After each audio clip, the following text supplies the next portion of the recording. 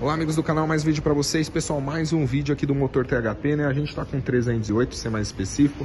Esse carro aqui é um 308, ano 2013, e tá sendo feita a manutenção na corrente de transmissão desse carro. Pessoal, um dos defeitos desse carro, né, do sintoma que o cliente relata, é na primeira partida, né? De manhã, esse carro faz muito barulho de corrente, e após fazer a primeira partida, demorar um pouquinho, o carro estabiliza e não faz mais barulho. A gente já sabe que o problema tá nessa linha de transmissão aqui, na linha de corrente de comando, tá? Porém, onde está o problema, né, pessoal? O que a gente vai substituir, o que a gente indica? Obviamente, a gente faz uma análise geral do veículo, quilometragem e outros componentes. Um dos componentes, pessoal, é esse cara aqui, ó.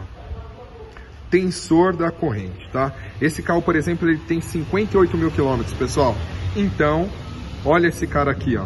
Com a pressão baixa, ele não segura carregado e acaba fazendo barulho. Vou fazer um vídeo, os próximos vídeos aí para você, explicando exatamente o que vai ser substituído, tá certo? Então, para você que quer saber o desfecho desse carro aqui, acompanhe o nosso canal e fique atento aí. Um abraço, até o próximo vídeo.